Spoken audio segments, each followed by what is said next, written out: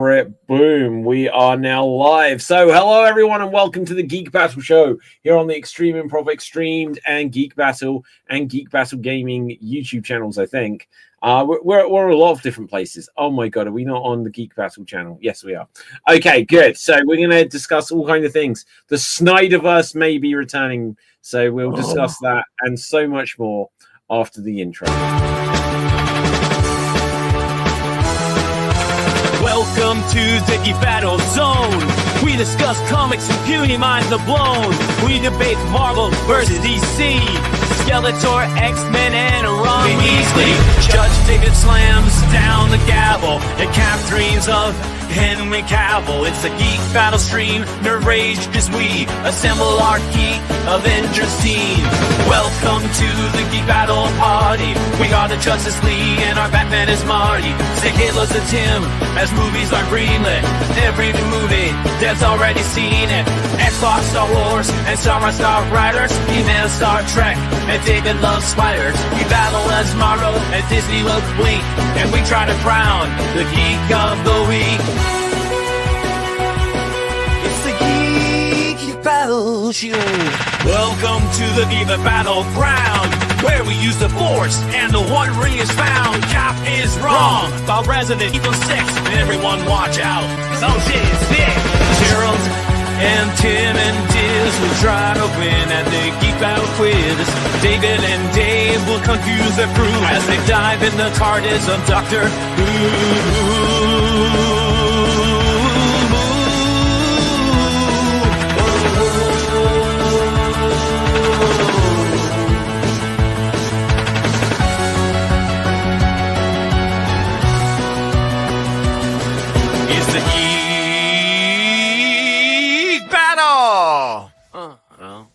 Watch out now, we're full of hot takes. Doug Courtney is garbage, but Red Dwarf is great.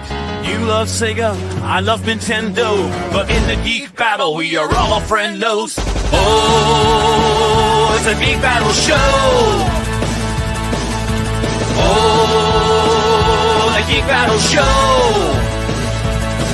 It's a Teenage Mutant Ninja Geek Battle show.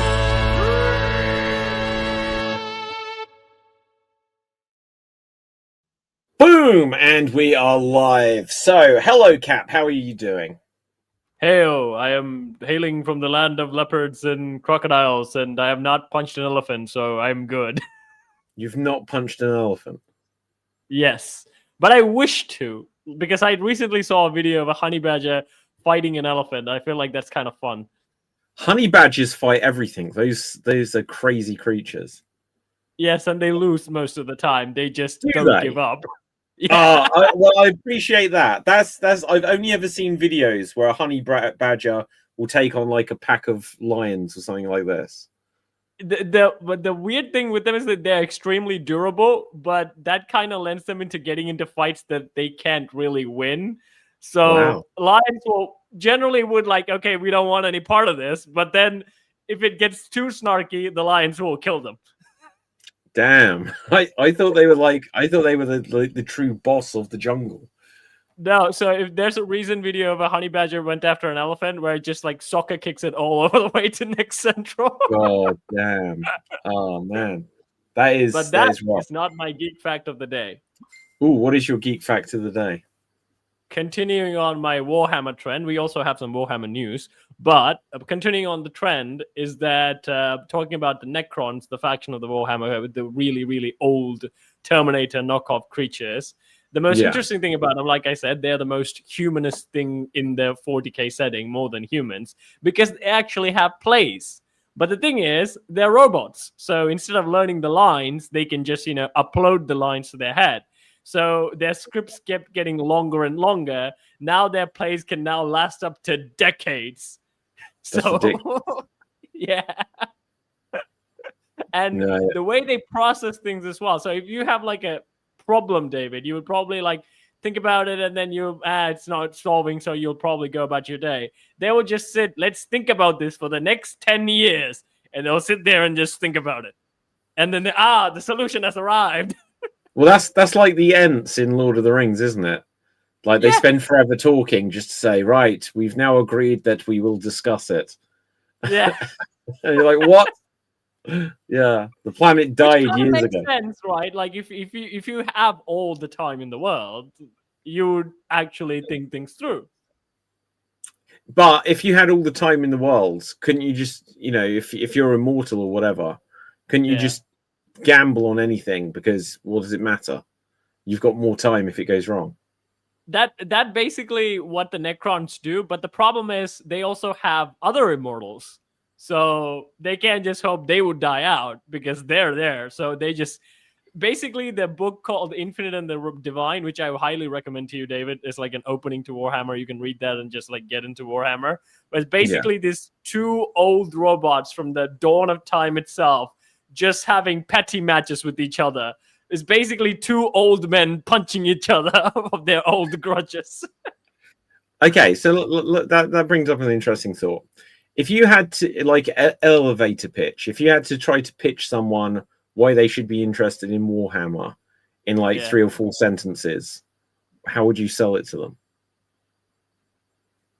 It'll be the most wackiest, philosophical, weirdest experience that you'll ever go through. Okay, well, the weird and philosophical together makes it sound intriguing, certainly. Yeah, it's and at the face value of it, it's just like giant big dudes punching aliens. That's pretty much how it started. Yeah, that's pretty much the whole shtick. Like if you see Space Marine, giant big dude punching aliens. You had me at giant big dudes. No, I'm joking. That doesn't sound like that. You sound like the Emperor of Mankind, where he said, like, I will make super soldiers, big burly men. What about women? No, big burly men. Yeah. But speaking of Warhammer news, because of the launch of Space Marine 2, which the protagonist Titus, which was originally played by a British actor, I forgot the name, Lance Riddick, probably. I don't know who that is. I can look it up.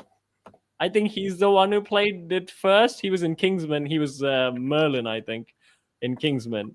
And in the second one, it was played by a different actor. But now that Space Marine has turned into Henry Cavill. Whoa! Hey, wait! Is he a black guy? No. That's Lance Reddick. So you remember when Lance Reddick, if this like what the name you said is that guy. You know he was in like Resident Evil as Wesker. Oh yeah! Oh my God! The poor man's last performance. No, not him. So if you Google Kingsman, you will find him listed in as the character Merlin. Kingsman Merlin. Oh wait, so that's what's his name? Is it Mark Strong? Mark Strong. How did I get that mixed up with Lance Reddick? Maybe they're both bald. Yeah, that's it. You have a white bald guy and a black bald guy. They both play people in business suits. So, Now, if you Google Titus throughout all three, or Titus all appearances, or Titus evolution, you'll see the different phases of Titus, the Space Marine character. And now his final evolution is basically Henry Cavill. Okay, so wait. What have I put in? Oh, hang on. It says Toys Evolution. I typed Titus. Damn, this like AI just like Toys Evolution, Space Marine. Okay, yeah, I see what you're saying here already. So it is basically Henry Cavill. Yeah, it started out of that. No, so where's that face? The last one in the third row on the far left. Oh wait, if I clicked it wrong then. Yeah. Which one? This? No, down from that. The big image from what you. This. Yep. So what about this face? That's Henry Cavill's face. Well, it's kind of. I think Henry Cavill would be a bit gutted if he did look like that suddenly. I mean, if you see the new trailer where they've launched, where it's looking more and more like Henry Cavill more than anything else. Which is a thing, because like Space Marines are like heroes of certain books, but the thing is like you wouldn't really consider them as main characters of 40K, because like you have the Emperor and his children like Primarchs. So I'm a bit surprised that Henry has gone to just a Space Marine, but I think because of the game's famous, that's why probably launching itself off from that. Yeah. Well, yeah, interesting. But okay, speaking of Henry Cavill, I'm going to use this as a segue. Yes, Like the Snyderverse may actually be returning. It's like a cockroach; it won't die.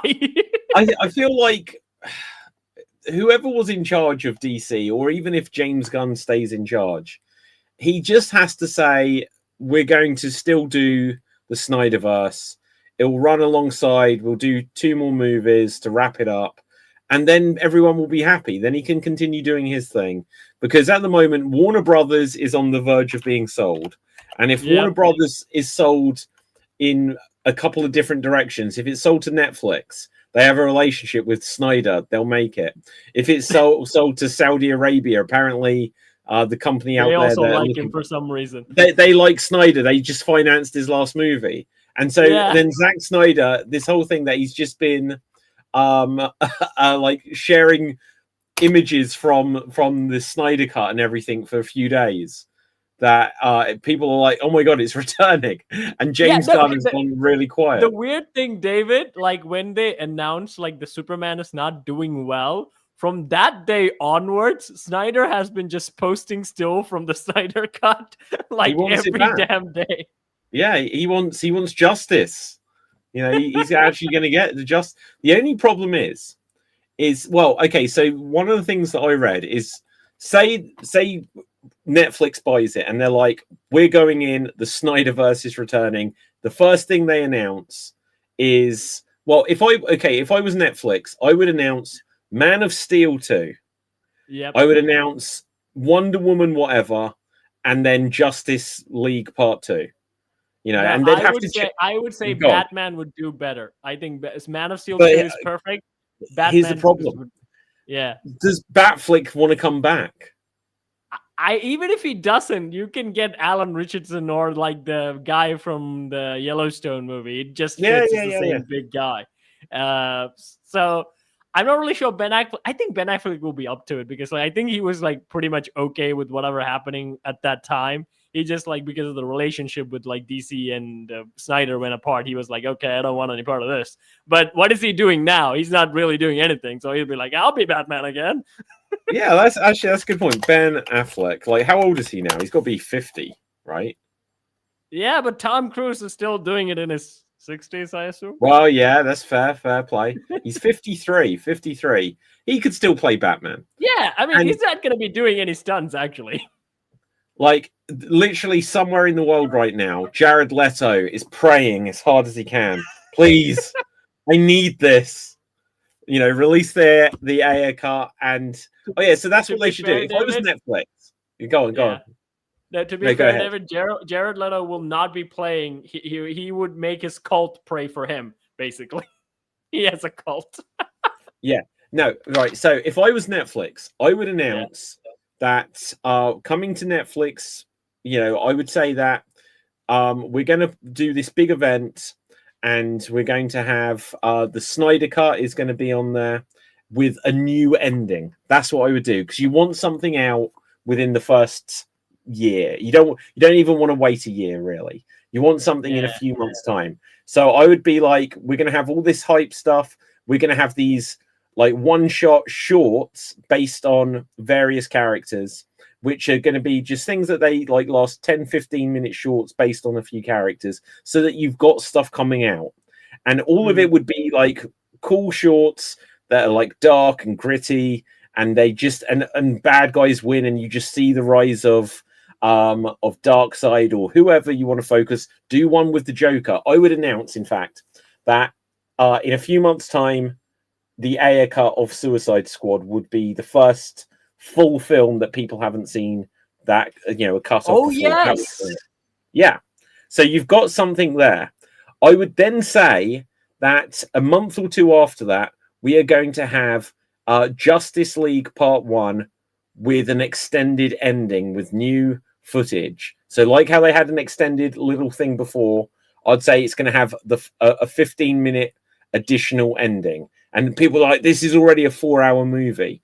And I'd say, but that is going to come out of what we're filming for Justice League Part 2. And I might say, because Justice League Part 2 might have to happen next story-wise. It might not. But if not, then I would say Man of Steel 2, Wonder Woman, maybe not Aquaman. I don't know. Like, I'd still bring back Jason Momoa. I don't know if I'd do Aquaman. I think one of the best thing that James Gunn did is cast Jason Momoa as Lobo. He's Lobo. He's not Aquaman. He's Lobo. Well, yeah, and see, and like, so that somewhere out there right now, Jason Momoa is like, please God, don't let them buy it. I'm Lobo now. Don't make me Aquaman again. Funny thing is, if they use Jason as Lobo, they can do Man of Steel 2 with a really good villain, because he's a really powerful villain that can actually match Superman physically. And it would be different from all the stuff that we've seen is just a bald guy trying to murder Superman. It'll be an actual powerful thing, but with charisma, not like Zod. Okay, maybe all Zod had weird charisma, but Jason has his actual charisma. So I think it's actually a better movie. But I would still include Batman, because this is what I've seen from all the trends. No matter what the hell has happened to this whole DC universe, whenever a new Batman movie comes out, it does well. It does. So you need to put a Batman in there, otherwise it would not work. I think that's the reason why James Gunn is actually losing, because he himself kind of said it, that he doesn't know how to write Batman. And that shows the clear different vision of him from other DC characters and what the DC brand itself is. I know that Superman is like, the bright and color sunshine is actually the kind of the thing with Superman. But if you look at throughout the decades, especially the 90s, the 2000s, the early 2000s, Batman just frigging took over. And all the shows, the cartoons they put out, they were more serious. They took themselves seriously. They didn't say, oh, we're bright colored sunshine all the time. They gave Superman that character. He was the sunshine in the hole of darkness, but it was dark. It was gritty. Not as stupid as the Snyderverse, which I will still hold by. This will only work if Snyder's ego goes down enough, so he will say, okay, I need a better writer. Well, yeah, like he does need better writers overall. Like, I don't mind Man of Steel really at all. The only thing I didn't like, the only two things I didn't like about Man of Steel was the Jonathan Kent thing, and the idea. I don't know why they keep doing this. The idea that they say, oh, like Kryptonians can't give birth. It's like, that's a super weird thing to put in there. Like, it was super weird. And then, like, I don't like Dave isn't here, so I'll only mention Doctor Who briefly. But like, the guy who's in charge of Doctor Who, as soon as he got in charge in 2005, he's like, the Doctor, he's the last son of Gallifrey. It's like, wait, this is Superman's story, the last son of Krypton. And then Snyder was like, there have been no natural births on Krypton in generations. And suddenly in the last Doctor Who, he's like, oh yeah, Time Lords are barren. It's like, what? Just let the aliens have children, right? What is wrong with you? But yeah, so they were the only two things I didn't like. Batman versus Superman, there is stuff in it which isn't ideal. Like, it came out, it was cut down quite a lot because it was a long movie. And that, he should take responsibility, because they need to have lots of screenings in a day. So they had to cut it. And so it didn't flow as well as it could. Batman fighting Superman only lasted 8 minutes. And it also came out a month apart from Civil War, where you had Captain America and his whole team fighting Iron Man and his whole team for 20 minutes. And then they go and have a final battle after that. So Batman fighting Superman needed to last longer. You know that weird thing, David? Marvel actually did that. They purposefully released it before Batman versus Superman could come, so they could steal all the hype. They actually did that. But I would say even when they did it, Batman versus Superman was comparatively a hit than all the stuff that they actually put out now. Because at that time, again, it was fresh. And again, we were into the whole, we can't wait to see what they will do with this. Because it was a brand new style from Marvel. One of the best things that Snyder did, he made it so much different than Marvel. It actually thought, oh, we have another flavor of superheroes and not just the same guys. Is that what he did though, or did he say, "Oh, this is the same flavor as the Dark Knight"? Because you think there was still a chance. There was still a chance that Man of Steel would meet, like Henry Cavill would meet Christian Bale. They were still angling for that when they made Man of Steel. Because I think Christopher Nolan had a lot of input in the script. He just wouldn't do the movie, but he had a lot of input in the script. And he said, you know what? I have a guy called Snyder. He recommended Snyder, actually. He said, like, he did all the visual stuff for my Batman, Dark Knight movies. He knows my style. He will carry on from there. And he just dipped. Well, but also it's like, you know, so he was like, this is the guy that did 300. This is the guy that did Watchmen. That was Zack Snyder. And people were like, visually, these are incredible movies. Story, like character was a bit lacking. So for me, I like Henry Cavill's Superman, but he isn't. See, I would much rather Superman be serious like Henry Cavill than just be Star-Lord like David Corenswet. Because it was just, he was a doofus. And I was like, even if Superman doesn't smile enough, at least he seems like a hero.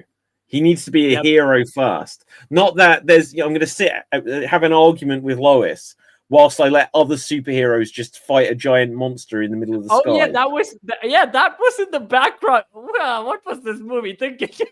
David, as more you describe it, the hate boner for this movie increases for me. I think there's a perfect balance, and that's why I'd actually hope for James Gunn, because he referenced a lot of the 90s Superman the animated show, where Superman was serious, but he also was kind of tongue-in-cheeky when he was like Clark Kent and stuff like that. He was able to match with Lois, her sarcasm and things like that. Not like this dude. He was actually match Lois's sarcasm, because like he will always get... the idea is that he's the country bumpkin that is working in a new press reporter work. And Lois thought, oh, he's going to be a baby and I have to take care of him. But then in the show, Superman gets to every story first, and then it becomes a competition between Lois and Superman. And she even asked, like, how are you able to do this? How are you able to keep up with me and keep all the bylines? And he said, then Superman cheekily says, well, Lois, I'm actually Superman. I just used you to get to these stories, and I just cut you out of the byline. And then she's like, you're a sick man, Kent. And then she leaves because she doesn't believe him. Does she know that that he's Superman? Nope, she doesn't. That's great. Well, because I'm Superman. Yeah, that show is great, David. I think if you'll have a fun time watching that show, because I think that set the stage for all the animated stuff that I grew up with, which was like our idea of Superman. I would say it's more like Christopher Reeves than anything else, because like I don't have any comparison to compare the 90s Superman to, because Christopher Reeve was also kind of cheeky and he can be serious, but he's also, a character, not the new guy has some good stuff. I would say he has the heart of Superman, which is something that lacked in Man of Steel, where Superman didn't care whatever the fuck happened. He was really reacting to the situation, where they said like, oh, what do you think we should do? And Superman's like, do whatever you need to do. Don't you have any input? Nope. Well, say the worst thing probably from Batman v Superman, Man of Steel. So one, letting Jonathan Kent die. And Jonathan Kent's like, no. And Superman, he's a teenager, supposedly. So he could be like, well, I wasn't fully formed in my ideas. But then, when the bomb goes off, Superman turns up to address Congress. Yeah. And this was the thing that always bothered me about Henry Cavill's Superman, is I don't think they trusted his American accent, because he just doesn't speak. He turns, you watch Superman 4, Quest for Peace, and Superman gives this whole speech about why we have to de-arm nuclear bombs and all this kind of stuff. Yeah. Superman walks in. He looks like Superman. He goes on the stand, and before he says a single word, a bomb goes off around him, kills everyone in do you remember in that hearing? Because it's a jar of piss or something like this. And Superman just stands there in the fire. And it's like, you could have saved all of them because you can move quicker than the Flash. Yeah. You could have saved all of them. See, David, this is Snyder's problem.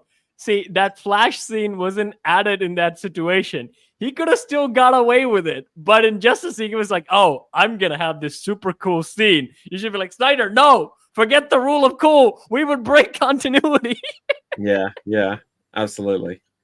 I would say that's also the big issue where Superman, went to kill Batman. Why would he need to do that if he can move faster than the Flash? He could just search the whole world in few seconds and saved Martha by himself. Well, exactly. So, the whole him fighting as soon as he starts fighting, he stops speaking, and he should just be like. Instead, he's like, if I wanted to win, I could already win, right? And stuff like this. He's like, no, you've got a more pressing issue. Why are you here? Say why you're here. Save Martha. No, I need to wait until the last moment where he has his boot up on me so I can barely say it out loud so I can give him emotional damage of his mom. Yeah. and also, couldn't Superman, as soon as he releases that spray can of the kryptonite, as soon as it's just that much, it's just opened that much, he sees that much gas, couldn't he just be like, oh shit, that's kryptonite, and just be out of there? David, you just answered the reason why Superman is fucking overpowered, and that's why every show and TV and movies don't really play with his speed. They say he's faster than a speeding bullet, but they never really emphasize how fast he is because they know that would just break shit. Because the thing with the Flash, he just moved. That's his thing. He can just move fast. That's his thing. So we can still put limitation on him. Superman cannot just move fast. He can do lots of other stuff. So at the same time, So it's really hard to give him that power. That's why in the Justice League show, they depowered that shit a lot. Like Superman can keep up with the Flash, but then if the Flash really wants it to, he can beat Superman. So that's why Superman never really into that sort of stuff. And that was a good way to actually realize. I mean, that's the old Seinfeld joke where Seinfeld basically makes a joke. You have Batman, Wonder Woman, Flash. Why? We have Superman. He can do everything. Exactly. Yeah. Now, I did though, in the Snyder thing, when they had them fighting Superman, they did give the sense that Wonder Woman could, basically match him strength-wise, that Aquaman could kind of match him, physically as well. Flash could run and try to do something. The only one who was a complete bitch was Batman. Batman was just there at the back, stood next to a car. Tell me, do you bleed? It's like, yes, I'm going to bleed. That's all I can do in this situation against you. I can bleed. I mean, that's one of the worst thing that came off Batman versus Superman, which is a trend that started on Facebook memes where Batman basically says, I have a suit for that, which I absolutely hated because that's Iron Man's thing. Iron Man is the one who builds suits for different superheroes. What Batman does, he did that for Superman, but he doesn't really need to do that. What Batman does is really sneaky. He uses specific tools to attack specific heroes. And most of the time he's fighting Superman, he's the only reason why he would be close to Superman if he's wearing kryptonite on him. Otherwise he would be like he did in the Snyder movie. He would be 10 feet away going, I don't want any part of this. Yeah. So I know in the cartoons and the comics, both Batman and Lex Luthor get suits so they can fight Superman. No, so Batman doesn't. Batman only did that once. Lex Luthor does. No. Yeah, Lex Luthor absolutely does. But the big suit that he's got in Batman v Superman was based on a comic. Yeah. That one he wore in the comics of Frank Miller's Batman vs Superman, where Batman was old and his body was literally broken. So he literally had to. The suit is basically what holding old Bruce up. Yeah. Is basically a walking hospital for Batman. And the way he beats Superman is not with the suit, is that he had Green Arrow tag him with kryptonite. That's how he actually beat it. The whole fight was just a distraction. Yeah. Okay. So, it's such a shame. They could easily do Batman v Superman if there was like the idea that Batman could feel like, because whatever this future land in at the end of Justice League and the dream sequences that they saw, where there's this nightmare world and Superman is evil and the bad guy. Yeah. If they did something so like Batman was like, I'm basically going to need to become a super soldier to defeat him, and I'll basically sacrifice myself. I'm going to become a monster to be able to do this. Because even like in the old Christopher Reeve Superman, that chamber that Superman puts himself into to take all of his powers away, if there was some quest where Batman's like, I'm going to have to do something so that I can, match him physically, but it's gonna kill me, and I'll only have a window to do it. I think he could do that. But then the problem is the answer for that lies in the Injustice game, David. So in the Injustice game, where we in the world where Superman is evil, Batman develops a Kryptonian pill or something. When you take that, you literally become indestructible, at least for some things. Like you're still not going to be able to really match Superman, but if Superman throws you in a building, you won't immediately die. So it gives you that advantage. And even in the Injustice verse, the Injustice comic is basically Batman trying to figure out how to kill Superman. And he would just creatively invent every issue. Batman's basically thinking of a way to beat Superman. That's how the whole thing goes. One time he brings the Green Lantern Corps in, and then Superman gets the yellow ring, and he just basically whoops the Green Lanterns. So every issue is basically him trying to think. His last one was Gold Kryptonite, where Gold Kryptonite is basically meant to depower Superman permanently. Like if you get a scratch from Gold Kryptonite, first it'll weaken you, but if you get another scratch from the Gold Kryptonite, you will be human. You won't get your powers back. So there are things like that you can do for Superman, but the best way Superman, in any of your situation, Batman answers, Kryptonite is a very good example he can just use.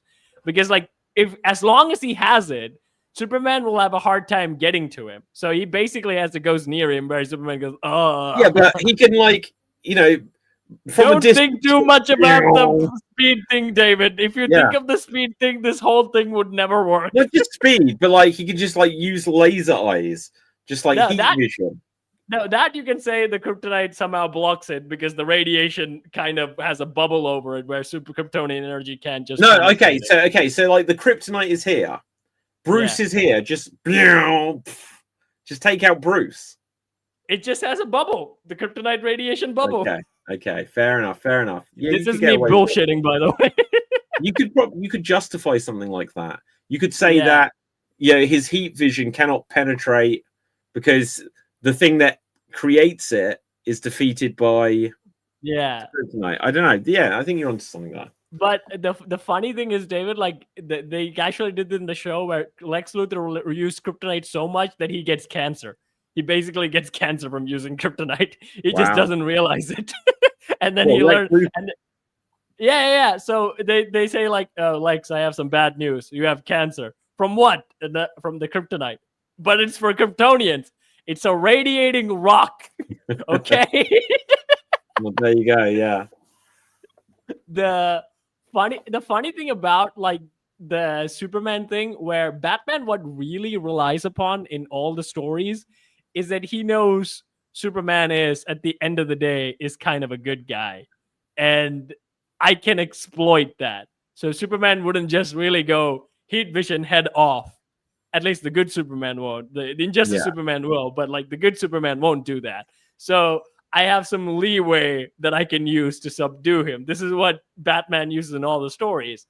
In the Frank Miller comic, where the suit is from, basically Superman gets hit with a warhead, and that warhead completely blocks America from the sun. The dust blocks the whole thing, and Superman is really weakened. And that's why Batman was able to actually have a fist fight with him for at least a little bit, but he still needed kryptonite to do so. But the easy thing they do with like Superman, just make Superman fight other enemies who are equal in strength to him.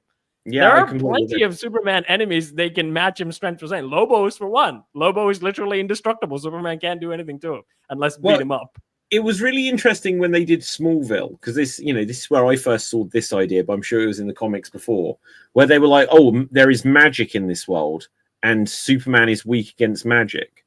Yep. So that opens up possibilities. Then you have like Doomsday, obviously, that you've had various iterations, and Lex Luthor and both Batman as opponents to Superman is meant to be their mind. Their mind will be what defeats them, because Superman is of good intention, but he can be outsmarted. So that is like his ultimate weakness. And then obviously using people against him. So if people are in danger, you can have an advantage over Superman. But Snyder was just like, no, just break his neck. Like, you know? And he was right. But the reason I always forgive that is because Christopher Reeve killed General Zod as well. He threw him into a pit. Yeah, he threw him in the Phantom. No, he fell, right? He fell. No, he threw him. I'm going to look this up. I need to find this clip.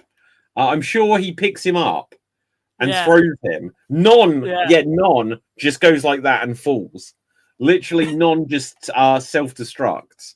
So Superman 2. But if you look at like Christopher Reeve films, you can see the clear vision that they did. The first film they did with like Lex Luthor shenanigans, and then the second film they bring in like Zod and stuff, and then they do a robot with the comedian. That's kind of wacky, and then they bring in Nuclear Man. So they just they up the stakes at least a little bit in each film. They had no idea though, because that was the amazing trivia for the Superman history on film. Is that history repeated itself? So Richard Donner was the director of Superman, and and they filmed Superman and Superman 2 back to back, and halfway through, the people who'd got the rights to Superman were like, "This guy's too expensive. Like it's taking too long. Marlon Brando's playing Jor-El. We're paying him millions. We're just going to get his assistant director. Basically, it wasn't his assistant director, but someone who had done like second unit photography, Richard Lester. You direct Superman 2 instead." Gene Hackman said, "Screw this, I'm not coming back." So because of that, they basically had to keep half of the movie in that they'd already filmed. They changed a bunch of things. And so the plan was from Richard Donner to always have Zod. But the ending that they came up with, Superman originally in Superman 2 was going to fly around the Earth and put time back. They were like, that would be a much cooler ending for the first movie. So about 2005, when Superman Returns came out, they released the Richard Donner cut and they finished the movie using CGI. And where they had to, they used footage from the theatrical cut, just because they were like, there are some scenes we didn't get. So we're going to use the absolute bare minimum of the finished release that did come out, just so the story will make sense. But as much as possible, they put in the original Richard Donner cut, including Superman's Clark Kent's screen test. Christopher Reeve, his screen test, he is noticeably skinnier. And because he is nervous, he is sweating under his arms. And they left this in the movie. And it's him and Lois, where Lois decides... Have you seen Superman 2? Yeah, where he like shoots him to see if he's... Yeah, exactly, right. And so after that, they were like, okay, so Richard Lester, Superman 2 was a big hit. Make Superman 3. So this was not the original plan at all. Gene Hackman was like, I'm not coming back for this. Margot Kidder, Lois Lane, was like, I'm not coming back for this, but she was under contract, so she has about 8 lines in the entire movie. Because he went in love with the farm girl or something. Lana Lang becomes the love interest, and so they introduce a different billionaire who then brings in Richard Pryor, and then they just have a robot at the end. Now, I love that movie. I think that's a great film. That's the one I like the most. You just love it because of that actor, Richard Pryor. Richard Pryor. No, I loved Lana Lang in it. I loved the robot. There's so much I like about that film. There's a scene in it. Superman. Is it Superman 3? Yeah, it is Superman 3, where because the robots have made things go all crazy. You see like the green man and the red man on a traffic light get into a fight with each other. You know, it was ridiculous. It was such a ridiculous film. And then years later, they did Nuclear Man, which Christopher Reeve was now in charge of. But they slashed the budget in half as soon as they were about to start filming.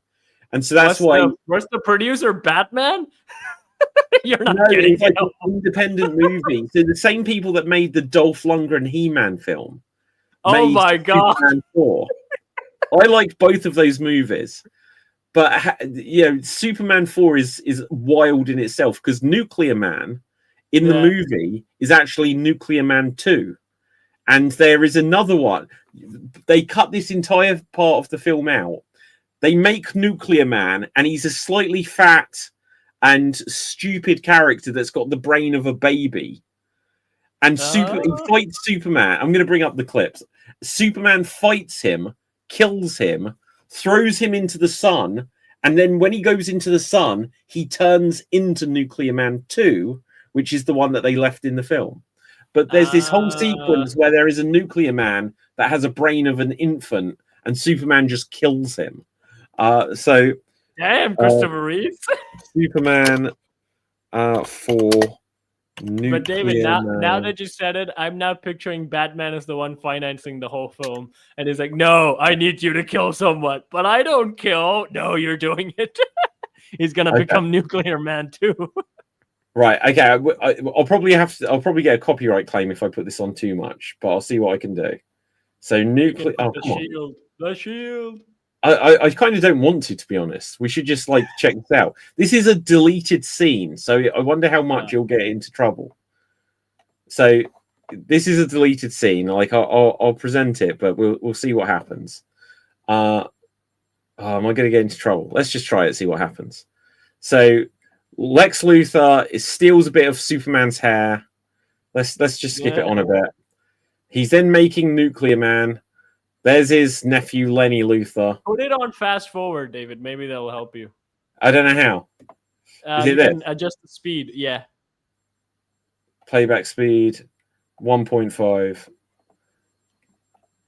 So, this is how they're making Nuclear Man. Nuclear Man. It's like an oven where they just bake him. Yeah. I think this is what they reference in Megamind, David. Where they basically so for copyright's sake, he is not naked. He is not naked. Yeah. Shit. I need to pause this. He's a tad too naked. Skip it. He's got. Why has he got a metal tin over his dong? Right. And so he's like, Daddy. Honestly, he's like an infant. They dress him up in this ridiculous suit. He's got ridiculous hair. And he can break a brick in half, and then he finds it funny. David, when did this movie come out? Is this before or after TMNT? This is 1987, so probably a couple of years before. Okay, so they copied this because Shredder makes mutants of his own, and they also are turned out to be babies. And Shredder goes, "They're babies." Yes, you're right. You're right. Okay, so he makes this Nuclear Man. Are we going to get an advert? Oh no. And he comes up here, he likes this girl, or this girl likes him. Superman flies in. Oh my god, what the hell is that? Is that someone dressed as Superman? Because that wasn't Christopher Reeve. Yeah, that wasn't him. That was crazy. Hang on, that's a bigger headline than anything else. So he's going to get thrown. So Christopher Reeve's stunt double there was awful. Look at this face. When they're going to show him. That isn't Christopher Reeve. That is the most ridiculous thing. He doesn't even have the same haircut. No, he didn't. So look, so now he's going to squash Superman behind a car.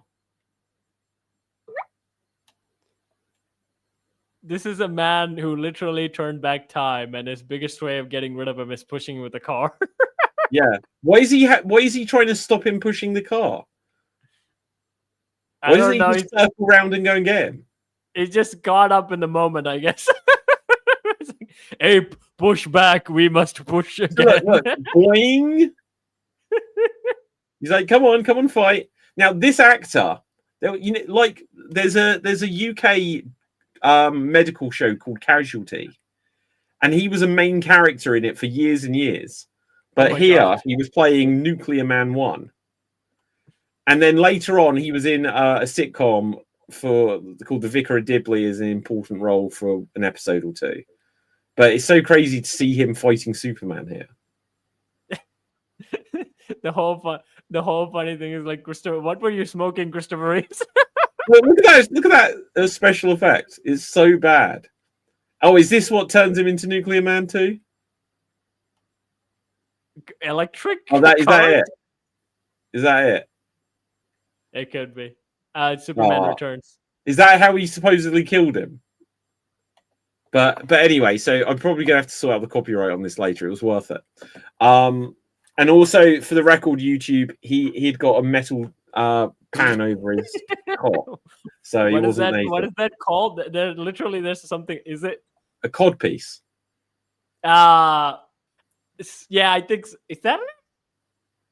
Because like I've seen like there's a jokey thing. There's like a man something. I don't know. No, that's a man bun.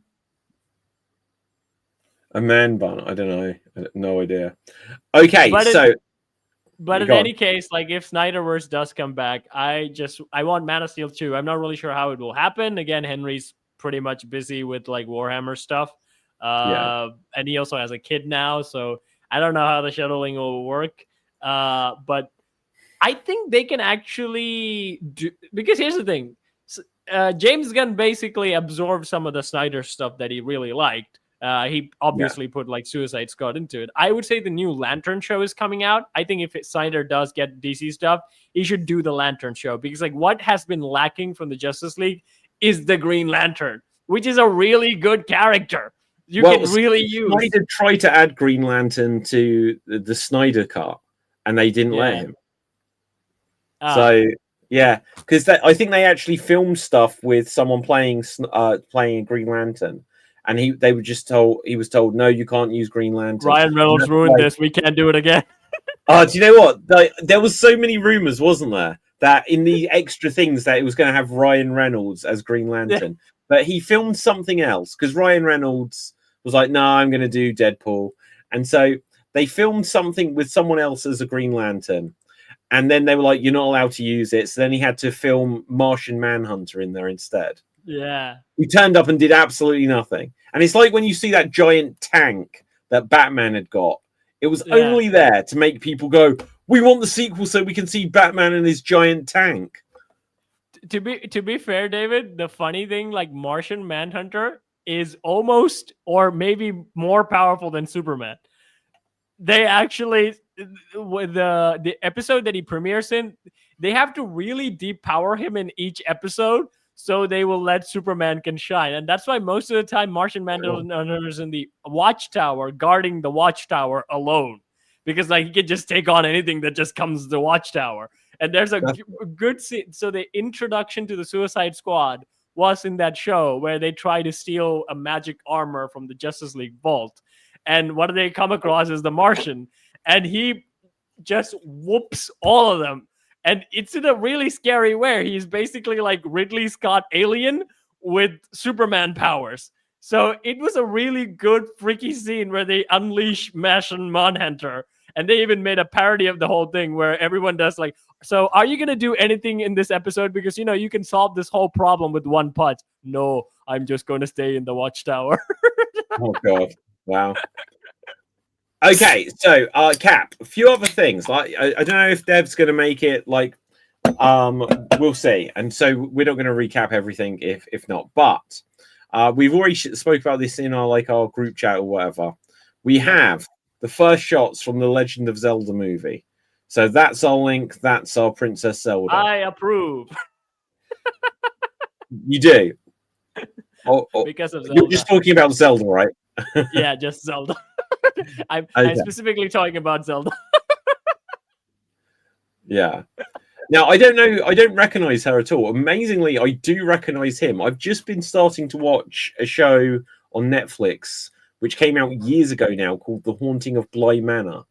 And he was in it as like a 10-year-old. And so I was like, oh, it's him. And it's him like a bit more grown up. Like it's about 5 or 6 years later. But I think he looks decent as Link. I think I think they've got he genuinely does look good as Link, and I think she looks. I don't know just by look if I would have imagined her as Princess Zelda. But yeah, she looks like she'll be good as it. But that she isn't. What about him? Where's the Link sword and shield and stuff? He's just like so if you look at the image, David, he's just like Oh, yeah. admiring her backside the whole shot, basically, while she Well, stands heroic. well, then like he's got the right idea, hasn't he? He's a dude, right? It's like, yeah, you look there, you do it, Zelda, right? It's like, But it's Link, what are interesting. you doing? Actually. It is interesting. They definitely are going for the more modern. Like, it doesn't look like she needs rescuing here at all, to be honest. So there's going to be Ganon. Go on. You can still make this work because like they kind of did this in the weird thing they do in the 2000s where they do have like a tough girl, but then she does get into trouble and then the hero saves her, but she's like, I don't need anyone to save me, and then the next scene literally gets saved by the hero. I think they need to do something so that Link has to save her, because it's called The Legend of Zelda, and he is the main character, and the whole point is that at some point he has to save her. Yeah, because yeah, go on. I think they do play around with these tropes, but I'm okay if you play around with it, but don't forget what the heck that actually is about, because like I think that's kind of what they did with Mario, but it was kind of okay with Mario, I guess. I don't have too much attachment to these, so I don't know how much it'll sting to see Link be useless. Well, I don't think it'll be useless. Like, it's just interesting. Now, I don't know what this character. I can't remember this character's name. In like the N64 game, like she was Zelda's protector, and so I'm guessing she's playing her, and she looks like her. I think that's a good look. I recognize her, but I can't for the life of me think who I know her from. So let's just see if it says here. Ocarina of Time. Thing is, Impa is much younger than she appears in Breath of the Wild. Blah blah blah. But who's playing her? Don't know if I can see that. But the weird thing, you can still use, because like she's mainly shown with the bow and arrow, right? Yeah. You can basically do what Legolas does. I mean, like Aragorn is obviously the main character, where he's the one who's actually in the melee fights most of the time. Where Legolas does get his moment to shine, but most of the time he's just in the distance providing range support. You can still do that. They did that in the Narnia movies as well, because to be fair, that also makes sense. You're an archer. You're not gonna be in the middle of the fight. You're gonna be like far away, and then providing support, because like you're actually can do damage from far away than being in the middle of things, where actually someone with a sword and a shield can actually take the punch and then deal with it. Basically, what Superman and Batman do. Superman goes in, gets punched and punched back, while Batman figures out the shit. Yeah. No, I get it. I hope the tone of this is exactly like the Rings of Power. No, I'm joking. I hope the tone of this is very, very Lord of the Rings.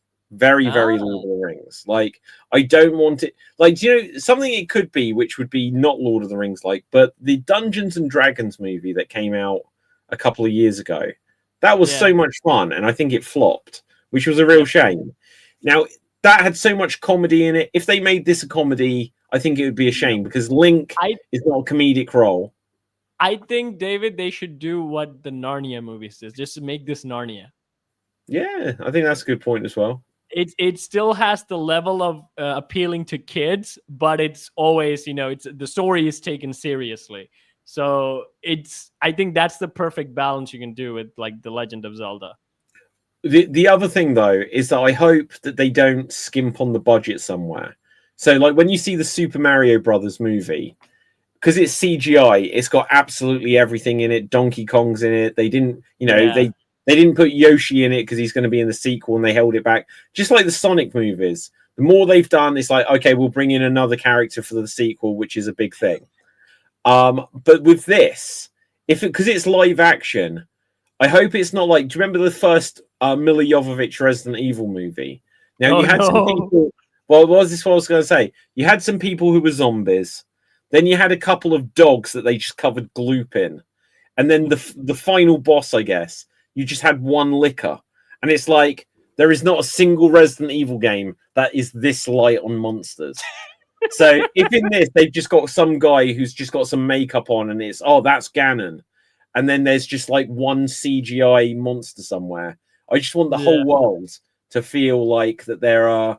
Who's doing this, David? Like, which production is doing this? I don't know. That's a really good question. Let's see if I can quickly If find it's it out. Netflix, it'll be everything that you feared because you just described The Witcher.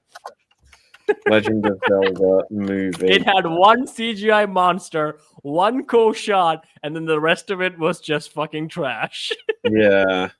Okay, Legend of Zelda movie. Let's see. Movie It's a or movie, not a adaptation. series.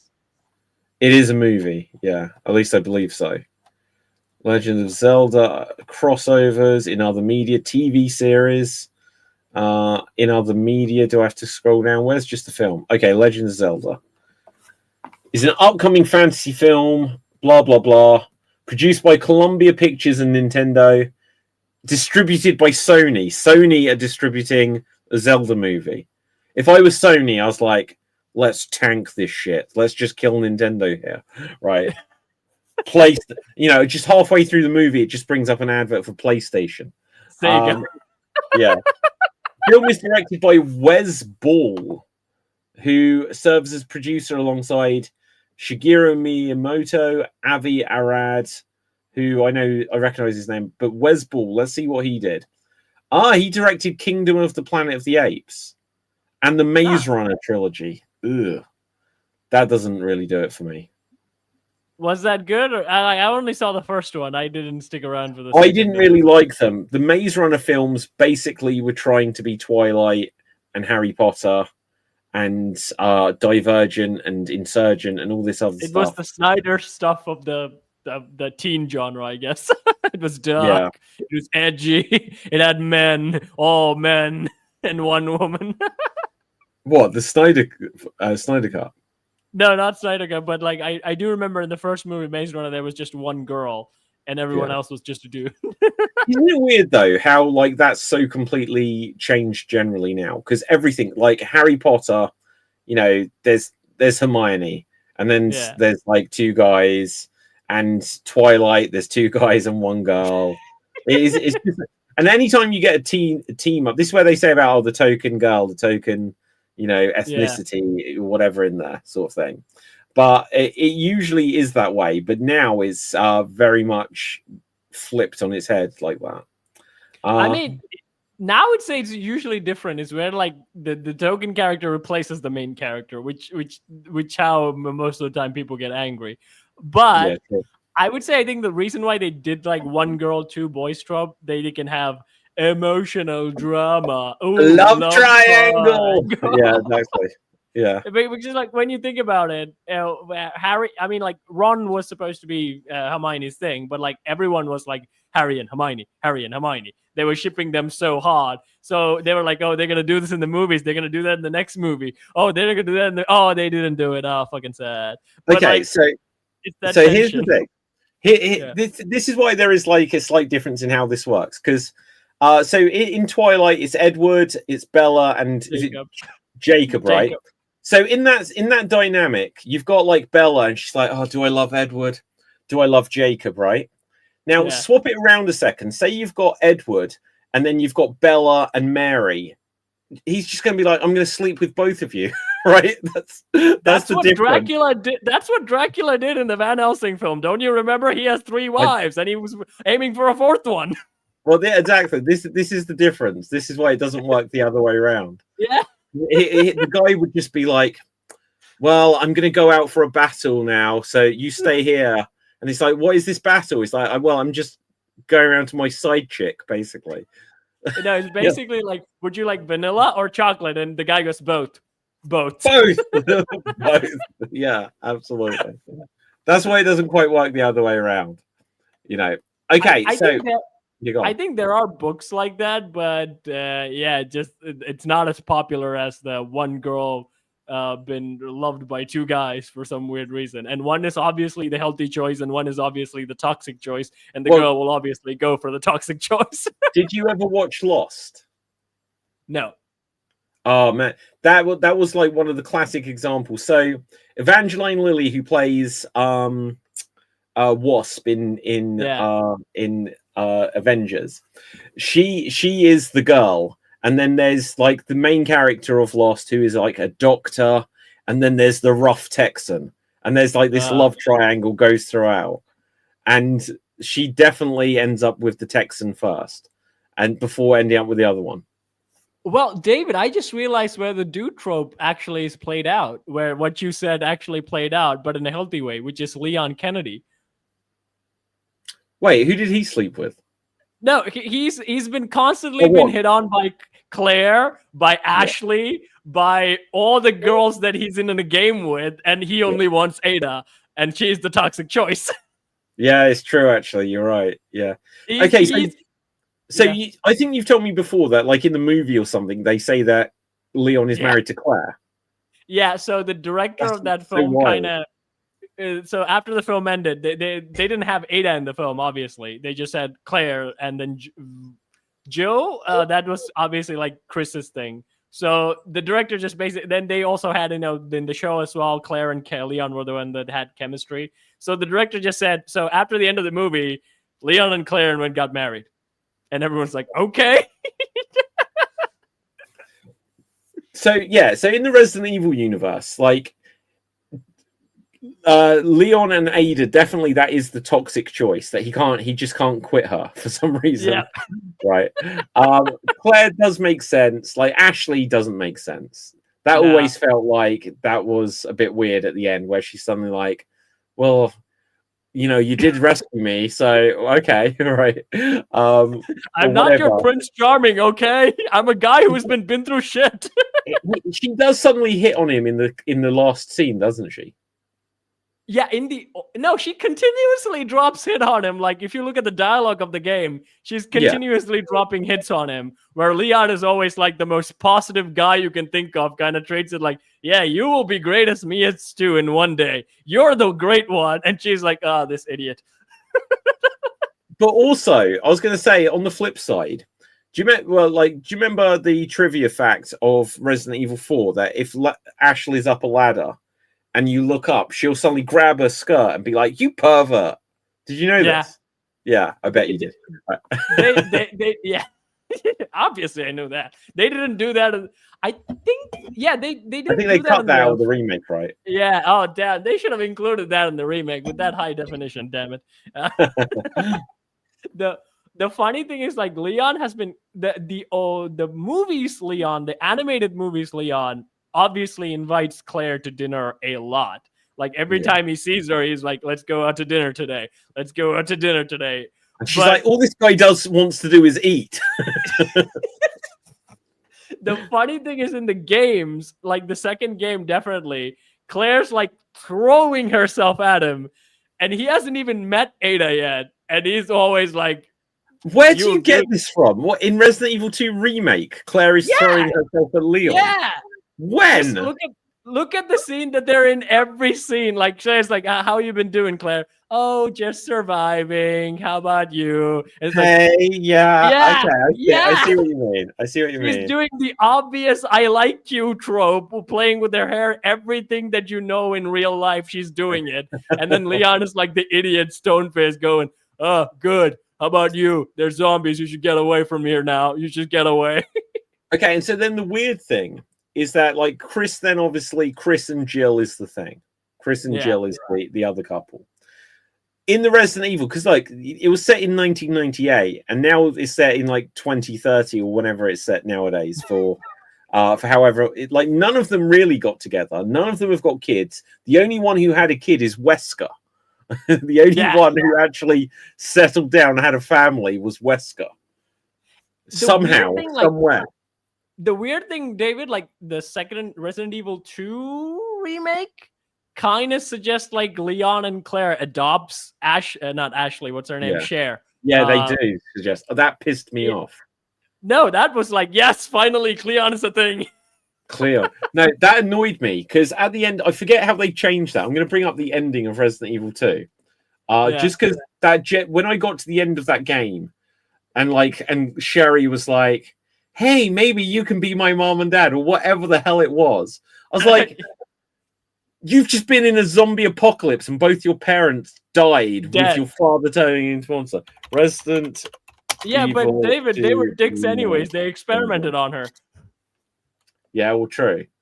Okay. So like these guys are the only loving people in my life, and I found them in the zombie apocalypse. Of course, I want them to be my parents. Hang on, whoa, stupid adverts pop up. Right, I was not going to mute this one as well. Okay, skip. Okay, let's have a look here. So Claire ending. So blah blah. Oh my god, how much is this? You have to go way past to the end, like nearly to the end. So they're on the train here. Yeah. Oh, hang on. Here we go. Here we go.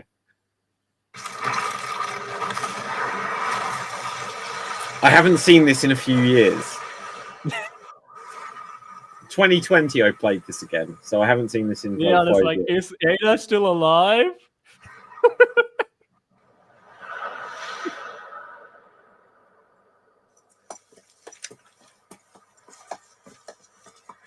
Walking into the sunset scene. So, are you guys like boyfriend and girlfriend? Woo! No, we just. Well, we actually just met last night. Yeah. That would have been one hell of a first date, though. Oh, you're right. She is throwing herself I in. have no idea. Yes. He might be able to give us a ride. Who the hell is that? Obvious truck guy who's gonna flip Leon off. Carry out. Yeah.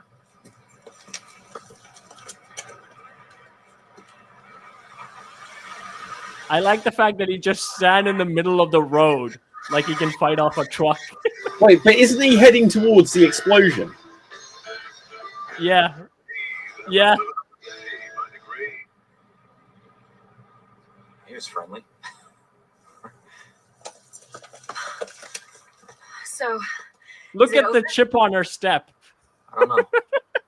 But if it's Yeah. not, we'll stop it. Whatever it takes. yeah, you're damn right we will. As long This as we is like stick a together. rom-com ending, actually. The dialogue of it. And they lived happily ever And I hate after. that. Hey, you guys could adopt me. She actually said, and get me a puppy. This is the worst ending lines of As long anything. as we stick together. No, David, let me have this. Okay, let's have this moment. Let's just hear this out. Hey, you guys can adopt me. I told Uh, you. We can get a puppy. A puppy? And a parrot. Parrot? I always wanted pets, but my mom said they're too messy. Yeah, and now she's dead. Right? This is why she deserved. This is why she deserved to be in that bad situation.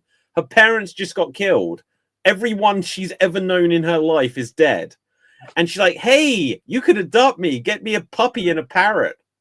Yeah, the most I've been through in my life is just in a lab. So obviously I want a puppy and a parrot. Yeah. Oh my god, that was such a cringe ending. Yeah, she should No, be David, this is emotionally. I would say Resident Evil, when you think too much hard about it, it is kind of cringy in all sense. Because like, again, you have I think that line is as bad, probably worse than any of the bad lines in Resident Evil 1. The Master of Unlocking is nothing compared to that bad line. but I think that's the one that actually started my Cleon obsession. Before that, I was like, yeah, Ada is like Leon's thing. And then I saw Resident Evil 2 game and I was like, you know what? I'm jumping ship. I'm for Cleon now because like she's obviously looks better. Right. Yeah. Oh, crazy stuff. Anyway, Cap, we'll begin to wrap things up shortly. Ooh, but is there- want to get off. I do want to get off this my chest. I saw the movie the new Chainsaw Man movie, which is an anime movie, came off of Japan. And then David, all I have to say, you need to start watching anime. The West is dead. Japan is where it's at. Okay, I'll bring up a trailer. What's it called? Is it literally called Chainsaw Man? Chainsaw Man, but go for the movie trailer. There's a series and then there's a movie, and it's an absolute macabre of tragic love and violence and awesome action. Okay, so this is 2 months ago. Chainsaw Man movie trailer. I will put up the shield for this. Yes, with media anime, asset. definitely put up all the shields. Oh wow, we'll get the fat force field up then. Right, let's get the Justice League on this. Okay, and here we go. Crunchyroll. So this came out as a series first, and then they did a movie out of it. And again, it's absolutely I thought she bit amazing. his chest. I thought she was a zombie. They're demons. Okay. But this kind of starts off as like, a normal love story. But if you know the anime, it's a fucked up anime. But if you don't know the anime, you'll be like, it's a love story. And then it just like turns into the most glorious action thing you can ever think of. And so is this on anything now, or is it a cinema movie? It was on theaters, but now it's available on Crunchyroll, I think. I don't have Do you have Crunchyroll? Yes. Okay, sorry, my bad. Okay, well, yeah, that looks interesting. I wasn't complete. That was only a teaser, I guess. It's a short trailer. But David, let me describe this to you, okay? You have a chainsaw demon riding a shark demon and fighting a tornado demon while dealing with the bomb demon who was his ex-girlfriend. Okay, that is quite a lot. That is a lot for a Thursday night. And the weirdest thing, so if you look at the action of this whole thing, I mean, pretty much all action is now very generic to me. Yeah. And then I watch this and I go, yeah, AI is not taking over Japan's animation job. Because they managed to amaze me even to this day, where I go I haven't seen that one before, and that is indeed awesome. Yeah, okay, that's good. It is so difficult to do anything nowadays that isn't just that you've seen it 100 times. Yeah, I don't know why. I don't know why. I know that the London basically stopped doing anything. England basically stopped doing any sort of shows. But I don't know why Hollywood basically just slopping its way through the decade, where it's nothing innovative is actually happening. And most of the time, we're happy about movies that actually look like the movies from the 90s. That's why I like F1. It's basically like a 90s normal movie. But think of Disney, how far they have fallen in animation, where they just did cool stuff. Now they're just slop. Everything they put out is just slop. Well, yeah, I think Disney were truly ruined by Disney Plus, because they as big as Disney is, they panicked and expanded, and they were like, we need to get loads of shows.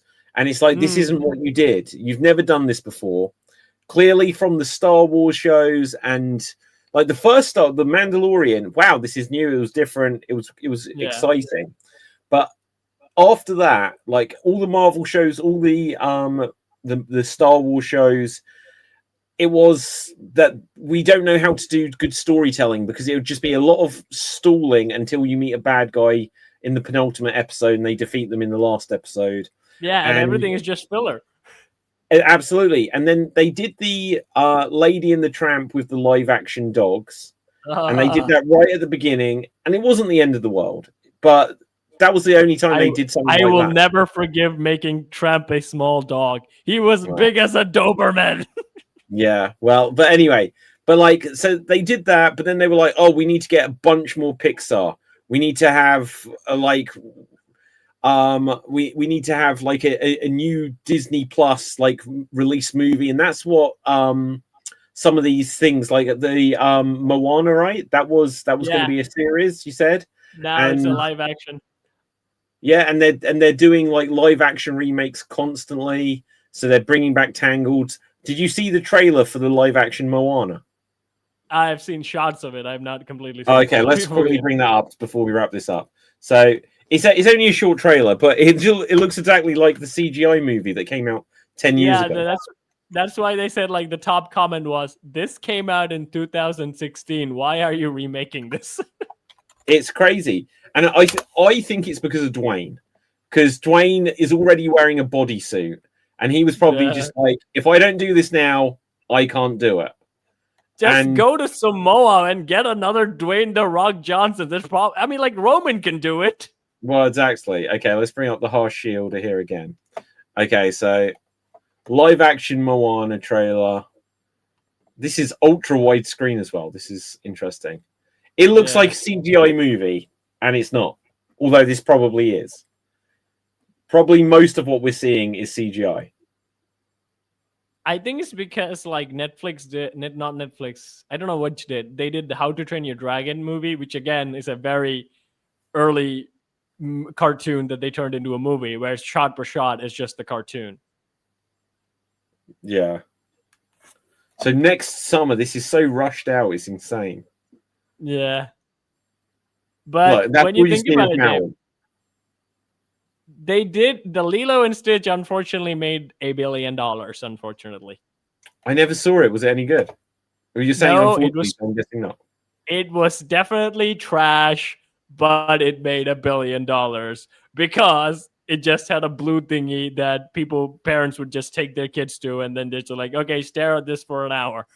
Yeah. So they just, again, slop wins for some reason. Well, do you know, there may also be something in that. So Lilo and Stitch came out like in the early noughties, I guess. Early So everyone 2000s, who yeah. watched that as a kid now has got a kid that they're taking it to. Whereas I don't something have a like- kid. Well, you know what I mean, though. That's what a lot of what people did. And then something Yeah. like Snow White, the people who grew up watching that like died 20 years ago. So it's like no one's taking their kid to see that. So, you know, that, and then Snow White didn't do well. Little Mermaid, I don't think that did especially well, but most of them after. What was the last truly successful live action Disney remake? Lion King. Was it Lion King? What came out first, Lion King or Aladdin? Aladdin came out later, I think. So it was Jungle Book, and then Beauty and the Beast. No, Cinderella, and then Oh Beauty yeah, and Cinderella, the Beast. Beauty and the Beast. Oh, Maleficent Cinderella was actually the first one. good. Sorry? Maleficent was the first one, wasn't it? I will never forgive that one. And they were like, "So we're going to do Cruella." It's like, but she kills dogs. It's like, don't do this, you know. Anyway, on that note, let's begin to wrap things up here. So Dev didn't make it. No one else made it. Cap, put it there. We held the fort. Boom. Okay. So Cap, where can the people? My abs, unfortunately, because there you go. green Yeah. What have I done? Right. Okay. But Cap, where can the people find you, and what have you got you want to plug? You can find me on Sword Deeds, where I sing, I dance, I throw myself in a bucket, and I work with puppets. And this Sunday will be the next Lion King sketch, and I will reveal the title now. Mufasa and Scar, why is Simba so weak? I have theories on that, but we'll wait until you sketch. Right. Okay. My name is David Pstansky. Find me on Facebook, Instagram, X, etc. at David Pstansky. Check out any of my books, including Extreme Improv 2, Bigger Book of Improv Games. Get yourself some Geek Battle merchandise, like the Geek Battle mug, which I should stop using green or yellow for any of these books and products. But anyway, until next time, stay safe, always stay extreme. And ciao for now. Boom. Live long and prosper. And we are off the air.